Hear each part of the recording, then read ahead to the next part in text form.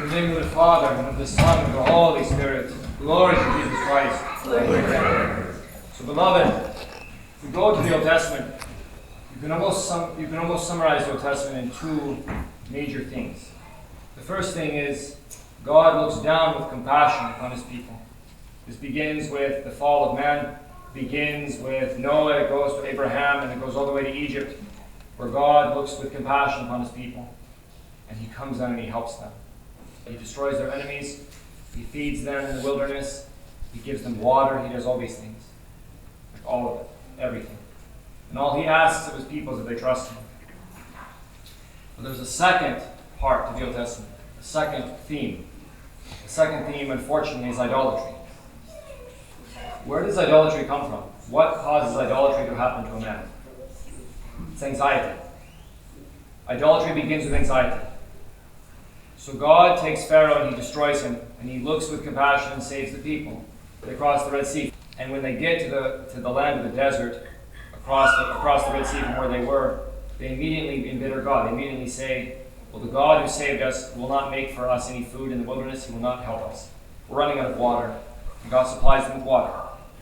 And then God supplies them with manna. Then he supplies them with quail even, to satisfy the desires of their souls. But they never trust him. In fact, God carries all their enemies before them. They go into the promised land. He gives them everything. And then they will turn and they will say, we will rather worship Baal or Baal or Asherah. We will look to anyone except you, O God, to give us rain. We won't trust in you. We'll trust in anyone else. It doesn't matter. We'll sacrifice kids to Moloch. We'll do anything except follow you. Any God will follow except you. Because the people are anxious. And satisfying their anxiety, they worry about the rain. They worry about their enemies. They worry about everything. But as they worry, they don't seek God. They seek everything else. In fact, if you understand how things work, forgive me, this is kind of crazy, but Baal was the god of rain. So for agricultural people, he's the most important thing to worship. And Asherah was this god of fertility. Forgive me for what I'm about to tell you. But there's this view that when the rains came, it's because these gods were mating up in the heavens. And so in order to get the gods to do these things, the people on earth would do immoral things in order to promote this. And Elijah the prophet is sent to them. He says, this makes no sense. He says, you are doing senseless things. And he said, you know what? Because you do these things and you haven't trusted in God, I'm going to shut the heavens until you finally decide you want to live chastely and live righteously. And the moment God wants them to open, they'll open. When I say it, they'll open. And so this is what the people were like. They'll trust in anything but God. But anxiety is what causes it. When is a man going to betray God? When he's anxious, when he's afraid, when he's going to do something wrong. This is when he'll make all kinds of deals. He'll come up with his own solutions. Idolatry is man's solution to the problems that are in front of him. It's a dreadful thing, idolatry. And how many men, even in our time, trust in money, they trust in power, they trust in honors, they trust in possessions, they trust in ideologies, they trust in governments, they trust in princes, they trust in everything except God, even though they say they're Christians. They'll trust in everything except this, except God, the one who could supply everything to them. And so I want you to fast forward now to the gospel reading Eugene read first, and that's the gospel reading of the feeding of the 5,000. How does it begin? They're in the wilderness, just like in the Old Testament. And Christ looks down with compassion upon this huge group of people who have no food and have no leader and have no one to help them.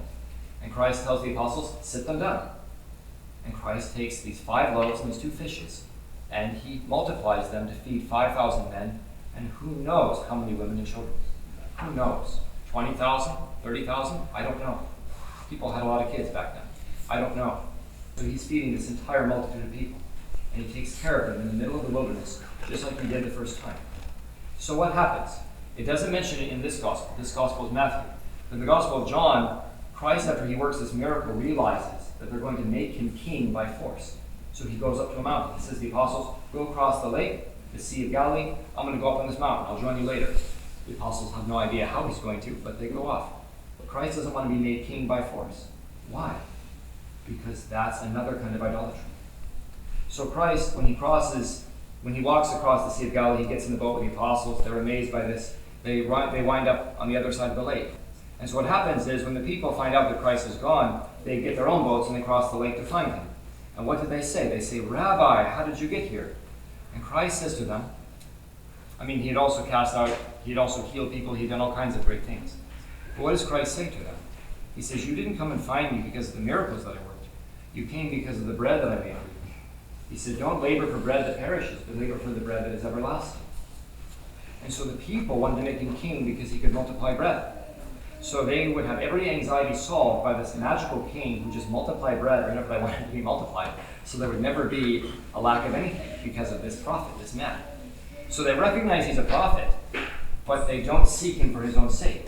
And so right after Christ says this, he starts talking about the Eucharist. He says, labor for the bread which is heavenly, which is me. But the people are so blinded by their carnal ideas that they can't listen to this discourse. They can't listen to it. They won't listen to it. And ultimately they reject it. And so you see there's the idolatry of the old times in which men would say, okay, God isn't going to provide a solution for me. I'll make my own solution. I'll just make it. I'll make my own solution. I'll do everything contrary to God because I don't trust him. The second idolatry is the idolatry of saying, look, I'll follow this God, but only if he will give me what I need for my carnal life. That's it. I'm interested in carnal things. I'm not interested in him. I'm interested in what he can give me right now. The answer that Christ gives to them is he says, look, I have the complete power, as I did in the Old Testament, so do I have this power now, to take care of you in every single way. There's not a single thing I can't do for you. But don't seek the carnal things. Seek the heavenly things. I can give you bread, but I want to give you the real bread, which is my own flesh. This is what I want to give you. This is what I want to labor for you, so you may have this. And so you have idolaters. You have another kind of idolaters. And then we have those who trust that Christ will provide the carnal things for them, but they actually seek from him the heavenly things. This is what they really want. And so when you begin to study the lives of holy people, you realize they all had anxiety, and they were all put through anxiety, and they had to go through anxiety to learn to trust in God. And the people in the Old Testament, though they had every assurance, never trusted in him. And actually the people of the New Testament don't really trust him either. Today we celebrate Marina. Marina was a girl whose father was a pagan priest. And guess what? Her mother died, and so her father got her a nurse. This nurse was a Christian. She converted to Christianity. When her father found out, he said, get out of my house.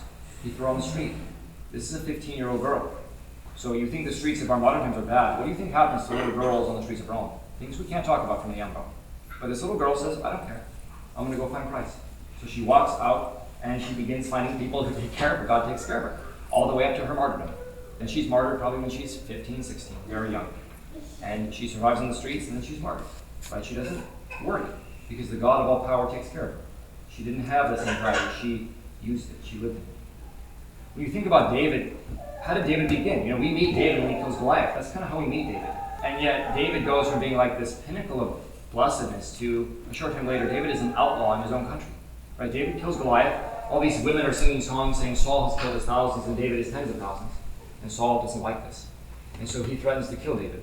And so David is a man hunted in his own nation. He runs from cave to cave to escape from Saul. And he lives in extreme anxiety. In fact, David has no food. He has nothing. He goes to the tabernacle and he says, I want to pray, but by the way, priests, do you have any food? And they said, we actually don't have food here. We only have the food that's in the tabernacle. You're not supposed to eat that. But we'll give it to you. So they do. So David literally has nothing. So where do you think David learned to trust in God? In the time of ease? No. He learned to trust in God when he was running from Saul. He was running from place to place to escape Saul. You know, beloved, people are so frightened over carnal things. They're so worried about things. But you need to read the scriptures. What happened to Hezekiah, the king of Israel, king of Jerusalem? He lived in an awful time. The king of Assyria came to besiege his city. And the king of Assyria was awful. The Assyrians were cruel people. Like, they really were. They didn't stop for anything. The army of the Assyrians is outside of Jerusalem. Jerusalem is not a big city. It's not. Jerusalem doesn't have a great army. Jerusalem doesn't have a great wall. And a great army is outside of Jerusalem. And forgive me, I'm going to say this from the Ambo, but I'm quoting from the Holy Scriptures. The Assyrians sent out this general to talk to Hezekiah. And he says some really foul things. He says to Hezekiah, he says, do you think your God will save you? Because no God has saved any other city. All the idols of the other cities, they didn't save those cities. And he basically says to Hezekiah, he says, you know what we can do, and you know what we do to the people that fight with us. He says, this siege will be so bad that you will eat your own excrement by the time this siege is done. That's actually what he says. And these words are so awful that Hezekiah is so freaked out, he says to the Jews, get away from the wall, because I don't want you to hear what this man is saying. I don't want you to hear what this man is saying, because I'm afraid you're going to lose your morale. So Hezekiah is in a state of high anxiety, like really high anxiety. I mean, I don't think any of us know that kind of anxiety, in which he's going to be dead, probably tortured alive, and all his people will be sold into slavery. And so Hezekiah is in this crazy place. But he has the prophet Isaiah. He has people who help him. And Hezekiah says, I'll trust in God. I'll trust him. I will. And so the Lord looks at Hezekiah and says, what a good king. This man trusts in him. So that night, God says to the archangel Michael, he says, I want you to go into the camp of the Assyrians and I want you to kill them. And so the next morning, if you read the scriptures, the Assyrians wake up and 185,000 men are dead in their tents. The archangel Michael's gone from man to man, just kills them. One after the other, just touches them and they die. And so when the emperor wakes up, he's absolutely horrified. And he immediately leaves and goes back to Assyria. And I'm going to tell you something. When that general was standing in front of Hezekiah making all these really awful things that he was saying, he mentioned the names of every city they had conquered and all the peoples they had executed. He mentioned it. He went through, we captured this city, and this city, and this city, and this city, and now we're here. What's really hilarious is that people in Iraq found this memorial wall that the Emperor Sennacherib had made. And on this wall of memorial, he listed all those cities that he had conquered. He doesn't mention Jerusalem at all. Doesn't mention he even visited Jerusalem. Why would he? Why would he want to admit that he went to Jerusalem and woke up and his entire army was dead in their tents? He wouldn't admit anything like this. This is like historical reality that this happened. And so you have to see, beloved, that idolatry begins with anxiety. And God does everything to pacify the anxiety of men. This is literally what Christ says in the gospel. He says, don't worry about the carnal things. Don't worry about the temporal things. Don't worry about this. I'll take care of everything for you. Worry about the spiritual things. I handled the carnal things for the people of the Old Testament. I handled it in the New Testament. I'll handle it for you. Don't worry about this. Worry about the spiritual things. This is what you need to worry about. These are the things you need to take care of, the spiritual things. If you don't think of the spiritual things, even when the mysteries are right in front of you, just like they were for those people, you won't see it. Christ was there. He said, this is my flesh and this is my blood. People wouldn't listen. We're going to eat the flesh of this man? No. And yet that's what he was saying. He was telling them, this is everything. And so, beloved, do not think only of carnal things. Do not worry about temporal things. What does Christ say? Not even a hair from your head falls without God's will. Not a sparrow drops from the sky without God knowing. And you are worth more than many sparrows. So seek first the good things. Seek first the high things. And be assured that God will supply everything else to you. Amen.